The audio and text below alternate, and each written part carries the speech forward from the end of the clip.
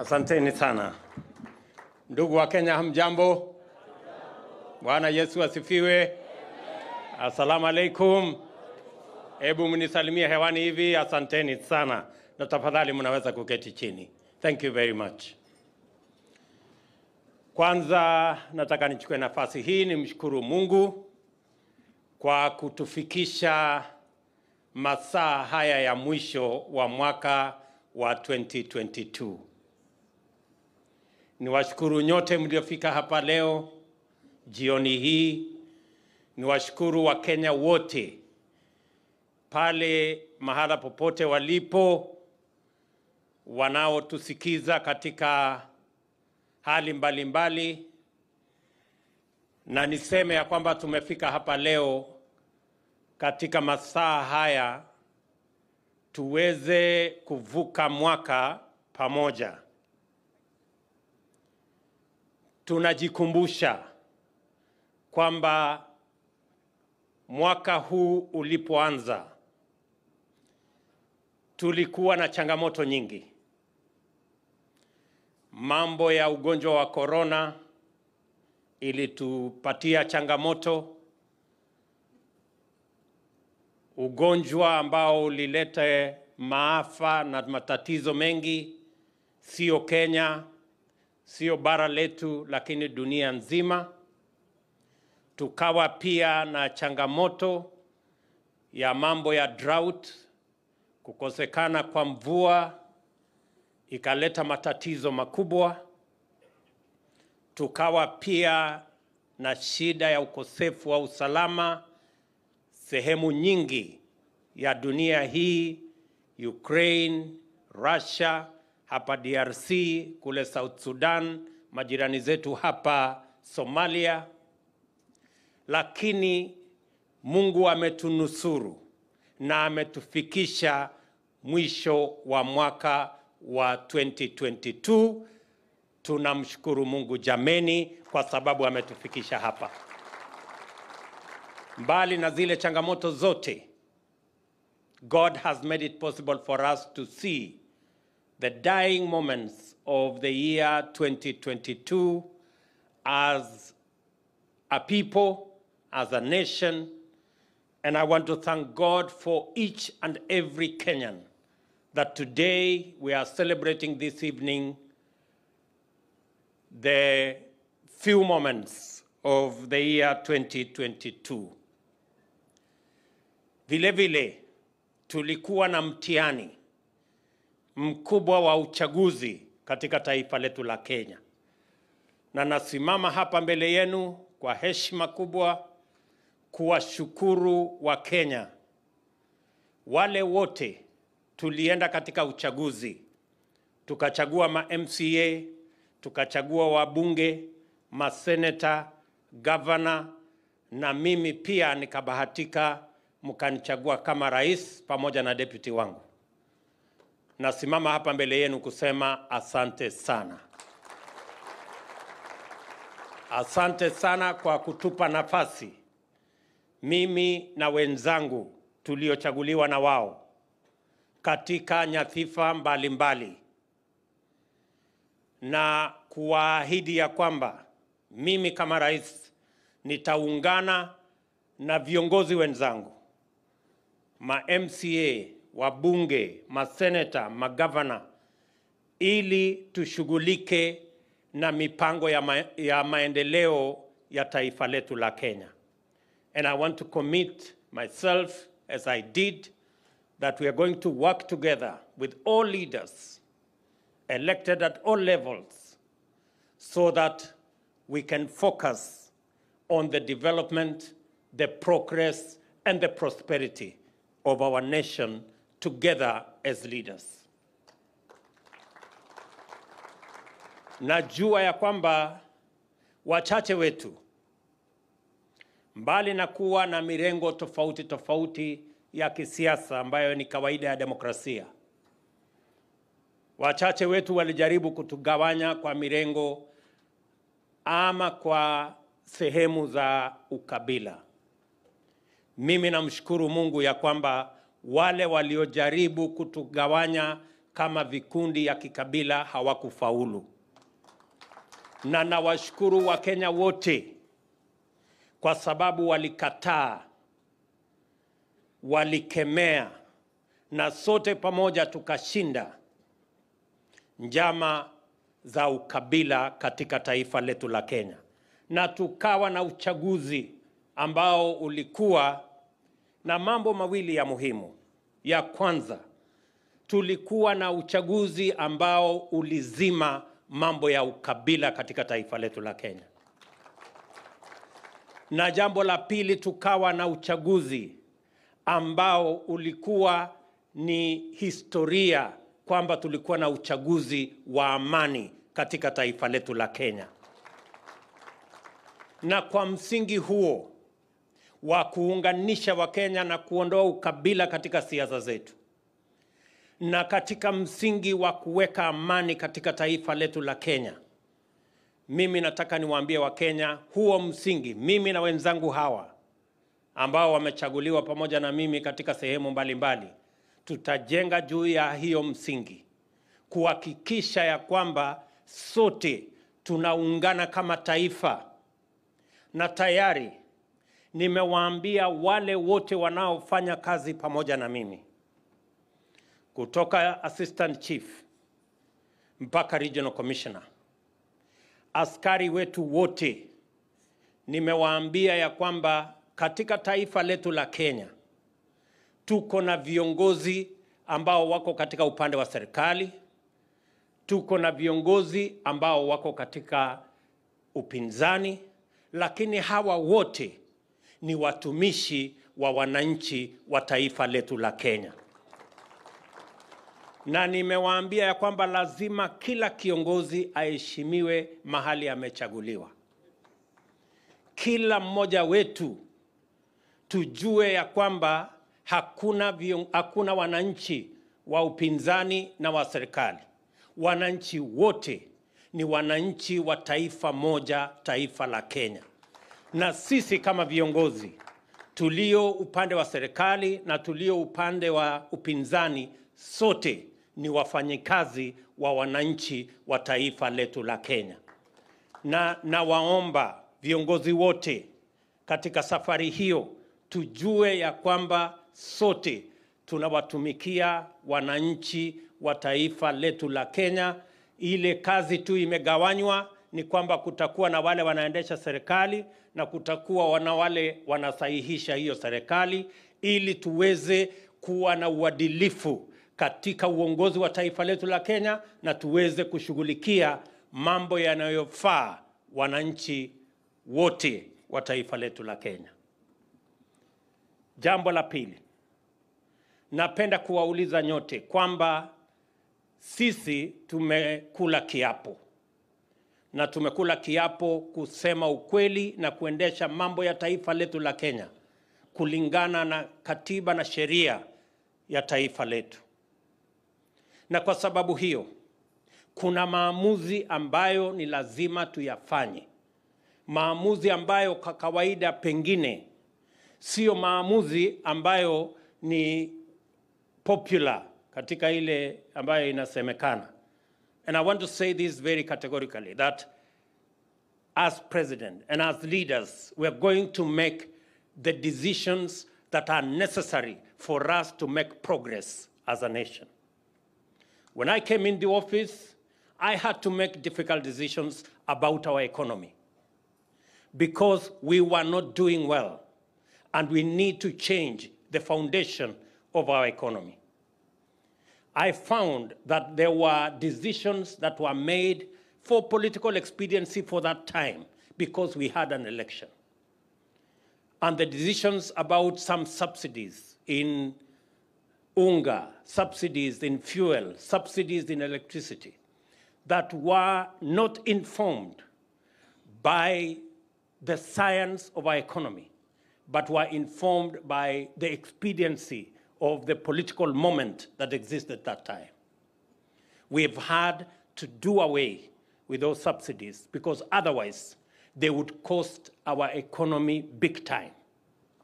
We would be spending close to 25 billion shillings every month to subsidize some of the projects or programs that were set out. We did away with those subsidies in August, and I am happy that we have saved our economy huge amounts of money, and we are now well on the way to making sure that we invest in the areas that will drive our economy in a sustainable manner. Let me inform my good countrymen that we agreed that we are going to build this economy from bottom going up.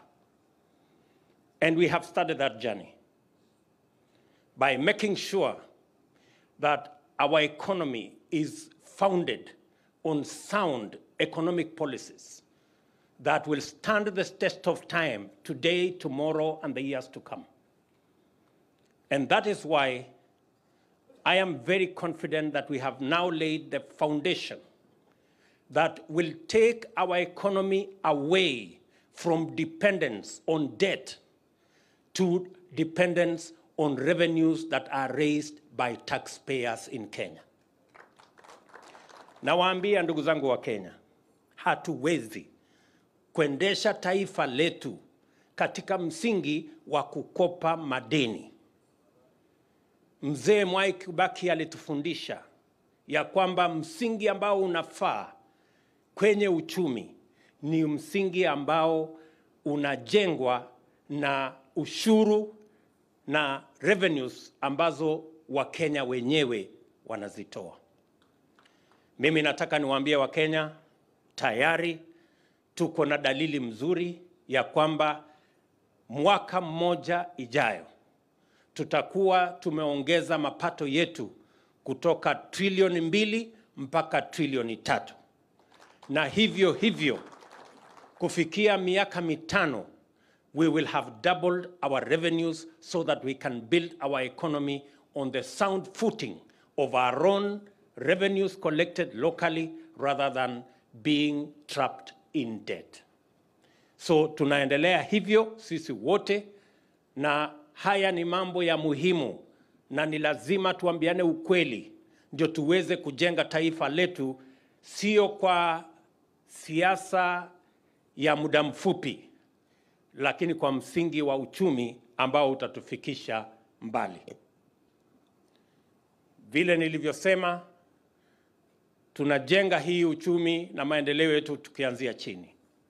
Tayari tulikubaliana na nyinyi kama Wakenya ya kwamba tutaanza kuangazia uchumi ya wananchi walio na uwezo mdogo. Na ndio sababu tayari tumeweka Hustler Fund ambayo kufikia leo Wakenya wamekopa zaidi ya bilioni 20 kuendesha biashara zao pale chini. Na hiyo fund tutaiongezea kila mwezi mpaka tuhakikisha kwamba yule Mkenya amekopa shilingi 500 ataweza kukopa shilingi 50,000 tukiendelea mbele.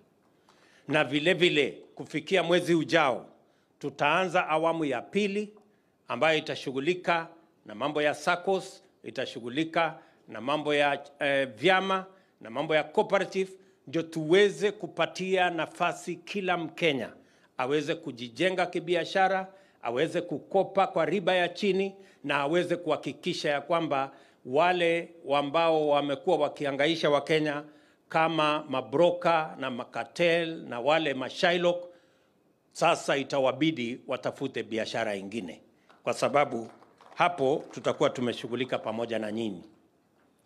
Vile vile nimekubaliana na magavana ya kwamba Wakenya wengi wanaoishi katika vitongoji duni ambayo inaitwa slums na sehemu zingine informal settlements, tumekubaliana ya kwamba every year tutajenga nyumba 200,000. Na tayari nimekubaliana na governor wa Mombasa ya kwamba program ya nyumba 10,000 za Mombasa tuanze kuipangia. Tayari inajengwa saa hizi nyumba 40,000. Tutaanzisha zingine mapema mwaka huu.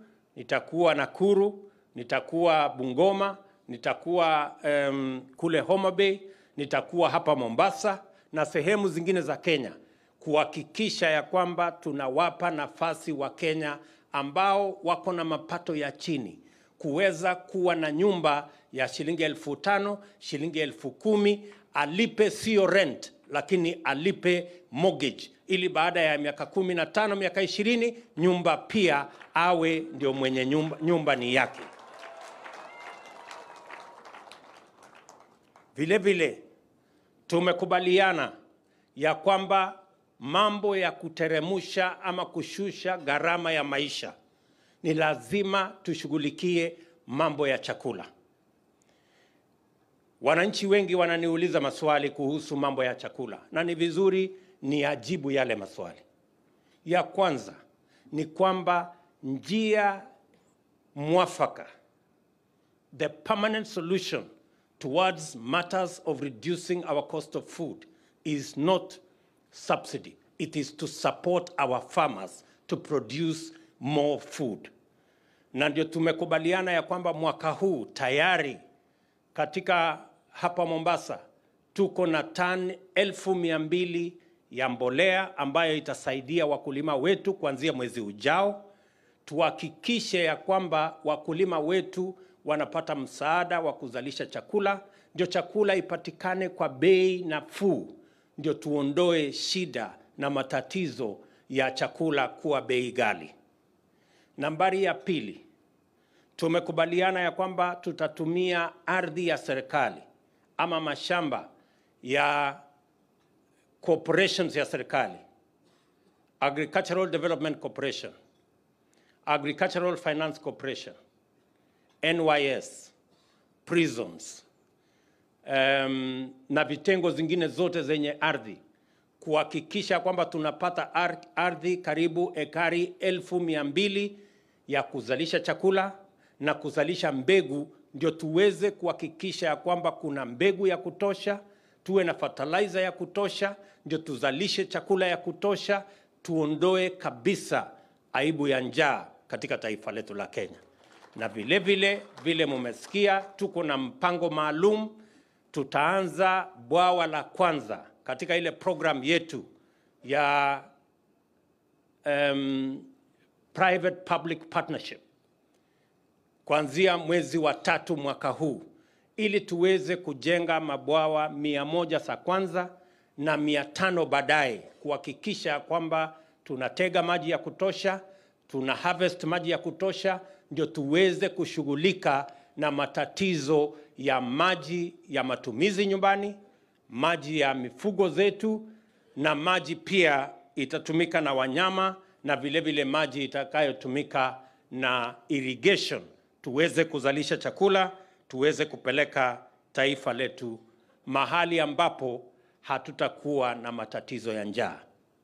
Mumesikia mhubiri hapa amesema ya kwamba ni ile makosa sisi binadamu tumefanya, tukaharibu mambo ya mazingira mpaka ikatokea janga, hata wanyama wasio na hatia wanakufa kwa sababu ya ile makosa sisi binadamu tumefanya, hasara tumelete ya mambo ya mazingira. Na ndio mimi nakubaliana na governor wa hapa Mombasa, nimekubaliana na yeye vile amesema ya kwamba hapa Mombasa akiajiri mtu mmoja nitamuajiria mtu mwingine mmoja.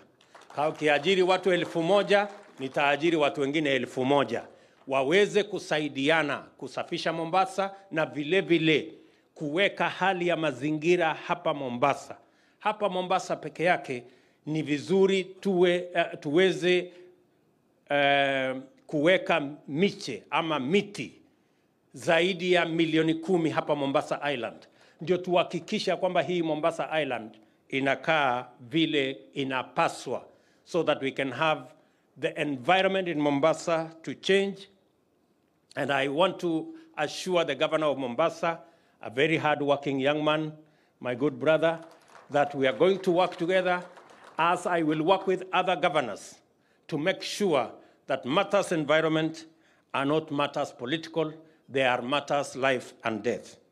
Let me also say that because our human capital is the biggest asset we have as a nation, utendakazi ya Wakenya inajulikana, ni maarufu kila mahali. Nimeenda nchi nyingi na nchi hizo zote wanatambua utendakazi na bidii ya Wakenya kazini. Na ili tuweze kuhakikisha ya kwamba we sharpen that human capital, ndio sababu tumesema ni vizuri turekebishe mambo yetu ya masomo.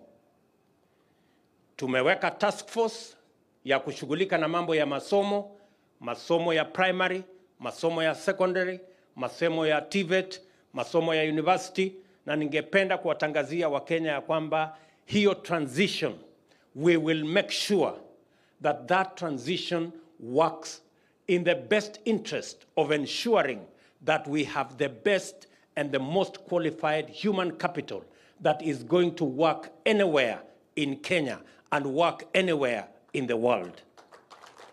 It is our intention to build a world-class human capital using our education system.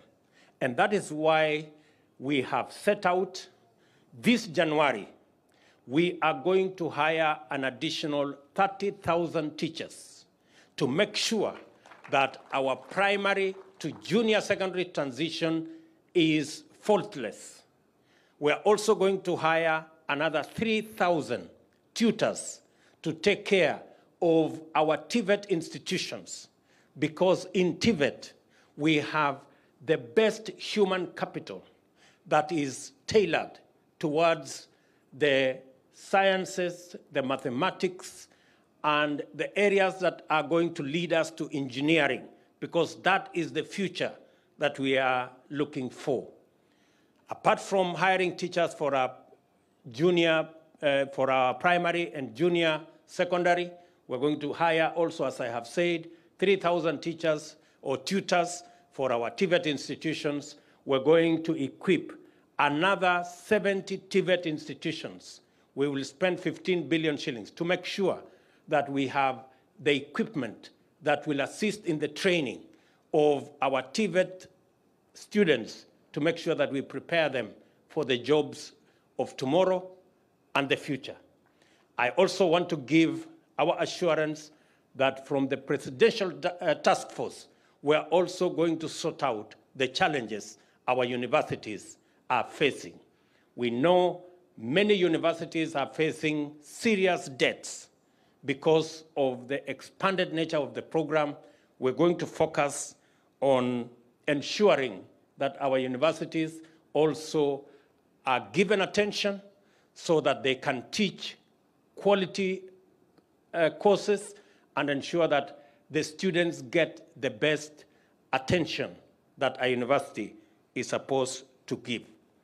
Let me also conclude by saying the following, that we did commit that we are going to transform our industrialization, manufacturing, agro-processing, value addition trajectory.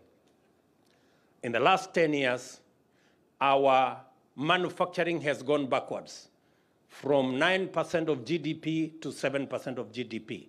We have agreed that we are going to change the trajectory, and we have a 20 by 30 plan that by 2030, 20% of our GDP will be contributed by industrialization, manufacturing, agro-processing, and value addition. And along that line, Mombasa, Naivasha, and at the river will be the epicenter of our program on ensuring that our special economic zones contribute to our manufacturing endeavor. I have already instructed that the Dongo Kundu program that was supposed to be ready by 2028 be brought forward to 2025. As I made a commitment to the people of Mombasa that we are going to do something about the port, we have already done what we promised about the port so that we can bring back Mombasa the way we knew Mombasa as it was. And I want to promise the people of this great county that we are going to work with you to make sure that we unlock the huge potential for manufacturing, for agro-processing, for our tea, for our coffee, and all the areas that are necessary so that Mombasa and the special economic status it enjoys gives us the benefit of employment and of value addition for all our agro-processing. I also want to commit that the industrial city in Naivasha is going to be the epicenter for all our production in leather, in textile, and in all the other areas so that we can make the best use of the SGR and make sure that it gives us the benefit it is supposed to give. Mimi nataka niwahakikishie ya kwamba wakati tunaelekea hiyo safari, sote tutakuwa tumeungana, sote tutakuwa tunafanya hiyo kazi tukishirikiana, na mimi nataka muelewe ya kwamba hiyo safari haiwezi kutekelezwa na wachache. Haiwezi kutekelezwa na mtu mmoja. Itabidi zote tuungane, na ndio sababu na wauliza viongozi wote, na wauliza ndugu zetu walio katika bunge, mtoe mchango wenu katika bunge. Wale walio katika Senate wafanye na hivyo. Magovernors wenzangu ambao wanafanya kazi kama governors wafanye sehemu yao. Na sisi kama serikali ya kitaifa tutashirikiana pamoja na wote tuhakikishe ya kwamba tunawaunganisha Wakenya. Mimi nataka niwahakikishie vile vile ya kwamba ndugu zetu walio katika upinzani, mimi ninafurahi ya kwamba leo tuko na ndugu zetu ambao wanashughulika na kazi ya upinzani. Hiyo ni kazi ya muhimu kwa sababu inaweka serikali iliyoko katika mahali ambapo wanajua wanafanya kazi na wananchi wanahitaji kujua kazi yao imefika wapi. Ile mimi nilikataa ni kwamba tuendelee na ile mambo ya zamani ya kujaribu kuchanganya upinzani na serikali, ikosekane mtu wa kusema mambo yameenda kombo. I am very happy that today we have a working opposition that speaks to us from the opposition benches, that looks at what is not going right and tells us what is not going right. That is a functioning democracy, and that is what the people of Kenya wanted in our constitution. We must not work at cross purposes, and we will not take offense of what the opposition says. Whether it is right or not right, it is for the people of Kenya to judge. What I am happy about is that today we have a functioning democracy, and that is how it should be. Hakuna haja ya kusumbuana. Mimi nang'ang'ana pande hii na mambo ya kuendesha mambo ya serikali. Wale ndugu zetu pia wanang'ang'ana upande ile na kusukuma mambo ya upinzani. Hiyo ni mambo mzuri sana. Tuendelee namna hiyo. Kenya iweze kwenda mbele na Wakenya watafaidika hapa katikati. Sote tuungane katika kushughulikia mambo ya Wakenya. Mimi nataka nimalizie kwa kusema ya kwamba nimefurahi sana kufika mji huu wa Mombasa. Nataka niombe wabunge wenzangu, ama wabunge ndugu zangu, tusaidiane katika mambo ya mazingira. Climate change is a reality. We are living the nightmare of drought that we have never seen in 40 years. We have lost 2.5 million livestock. We have lost even wildlife. As Pastor here said, innocent creatures that have committed no wrong, but because of the activities of humankind, we have a drought situation that is hurting every aspect of our life. And even if there was no climate change, making sure that we plant trees everywhere is still the right thing to do. Let me ask every Kenyan, wherever they are, this is the moment to participate in ensuring that we manage our situation, our climate situation, we manage our environment appropriately, ensuring that we plant trees everywhere, including your home state, at any moment, every time. I think it is correct to say, to plant trees, there is no correct time. Any time, you should be able to plant trees. And I want to tell all the counties that I'm going to work with them. I'm going to work with every county. We have a plan with the ministry that is responsible for environment to ensure that we build the momentum around planting trees and ensuring that every Kenyan is involved in this drive. And we are going to hire enough young people to help us drive as the Environmental League to ensure that our country, we rid ourselves of the challenge that we currently have of climate change. Finally, even as we mind about our country, it is correct for us to understand that we have a region to also mind. We have challenges in our region. We have challenges in Somalia. I had a chat with the president of Somalia the other day, about 2-3 days ago. I received a message today from the president of South Sudan. I spoke yesterday with the president of DRC Congo, because they want us as a country to assist them in their own challenges of insecurity in their countries and political challenges in their countries. And I want to ask us, as the people of Kenya, to pray for our neighbors, to be available for us to support our military as they do provide security in DRC, as they provide security in Somalia, and even as we work with our brothers and sisters in South Sudan for the good of our region, and even as we speak with our friends in Ethiopia. All of us are in this region, and as was said by somebody, there is a reason why we are the leaders, we are the people in Kenya at this point in time, and we need to work together. Pengine tu nimwambie nilisikia mhubiri alituombea na akaombea hii serikali ya Kenya. Mimi nataka niwaambie serikali ambayo iko sio yangu binafsi, serikali ni yetu sisi zote. There is only one government of Kenya. I happen to be the leader today, but the government of Kenya remains the government of Kenya, and it belongs to all of us, and it is our government. So let us continue to pray for our government so that it serves the people of Kenya in the manner in which it is meant to serve.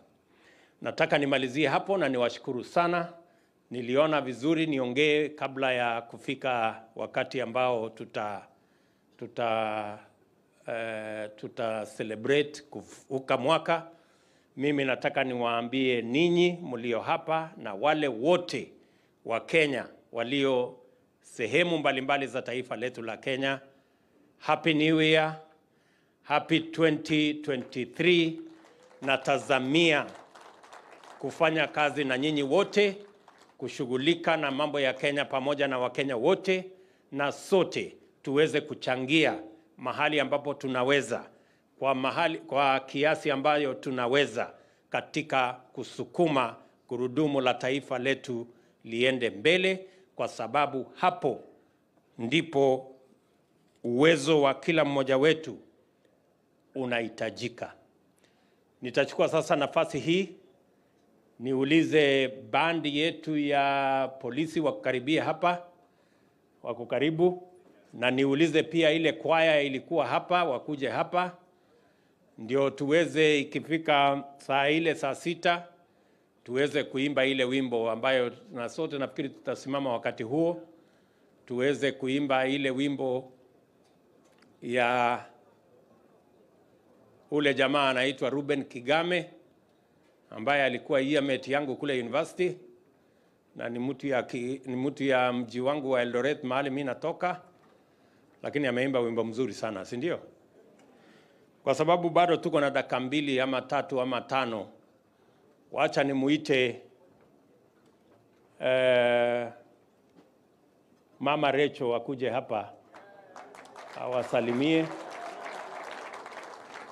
na tuombee, ndio ikifika hiyo saa 6 tuweze kufanya hiyo celebration.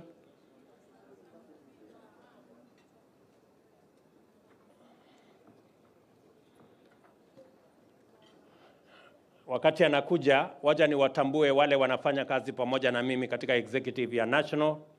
Niko na waziri Penina Malonza, waziri wa tourism, yuko hapo.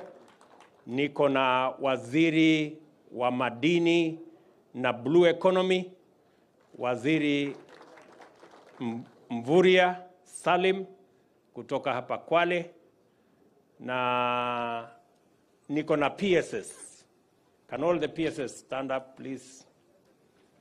Hawa wote ni makatibu katika serikali yetu ya kitaifa. Asanteni sana makatibu. Thank you very much. And then we have the rest of the administration and everybody. Asanteni sana.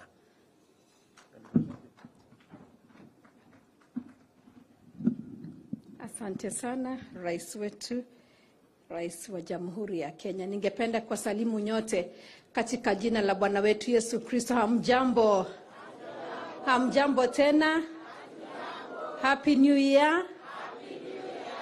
Kwanza kabisa nitachukua nafasi hii kuwakaribisha hapa State House Mombasa. Nafikiria mmekuwa na wakati mzuri na tunasema asante kwa Mwenyezi Mungu kwa sababu ametupatia nafasi kufika hapa ili tuweze kusherehekea mwaka mpya pamoja. Wacha niseme Mungu amekuwa mwema kama vile rais wetu ametuambia, na pia mhubiri wetu wa leo na viongozi wote ambao wameweza kusimama siku ya leo. Mungu amekuwa mwema katika mwaka ambao unaelekea kuisha, mwaka wa 2022. Tumeuona mkono wa Bwana, na jambo ambalo nilikumbuka jioni ya leo wakati nilifika hapa, niliangalia mwaka wa 2022 na nikaona neema na utukufu wa Mungu. Na jambo ambalo Mungu alinikumbusha ni kwamba tusisahau mahali tumetoka. Kawaida ya binadamu pengine unaweza kupata furaha unapoendelea mbele na usahau mahali Mungu amekutoa. Mimi ningependa kuwasihi Wakenya wote siku ya leo kwamba hata wakati tunaelekea mwaka wa 2023 tusisahau mahali Mungu ametutoa, na ujiulize ni nini ilikufanya ukafaulu hata kwa mahali umetoka. Na mimi jambo la muhimu ambaye najua kwamba Mungu ametuwezesha ni kwa ajili ya maombi na kwa ajili ya kumwamini yeye. Kwa hivyo tunapoelekea huu mwaka mpya, tusisahau mambo ya maombi, tusisahau mambo ya kumtegemea Mungu kwa kila hali na katika maisha yetu. Kwa hivyo Wakenya wote nawatakia mwaka mwema, mwaka wa fanaka, mwaka wa furaha, mwaka wa kuweza kufaulu kwa mambo yote ambaye tutafanya na Mungu atatutendea mema. Ningependa tu kumalizia nikisoma neno la Bwana kutoka kitabu cha Zaburi 86 mstari wa 12. The Bible says, I give thanks to you, O Lord my God, with my whole heart, and I will glorify your name forever. Kwa hivyo tuendelee na neno la shukrani, and let's continue to glorify the Lord. I know that the Lord is going to help us to do great. God has blessed us with a president that is looking into the welfare of the Kenyans, as he has told us this evening. And I just want to request that let's continue to pray for the government. Let's continue to pray for all the leaders. And I know that as a nation, God is going to do us good. May the Lord bless you. May the Lord keep you. May the Lord make his face shine upon each of you Kenyans. And even as we continue to pray for the region, God bless you. We love you. God bless you. Haya, wapi ule soloist? Wapi ule soloist mwenye alikuwa na atakuja hapa? Okay. Yeah, we stop. Come and do the Uniachi. Start the music. Uniachi. Where is the soloist? The fellow who karibu hapa madam. Maybe you can or they can sing from there or here. Sing from here or from there, Your Excellency. From there?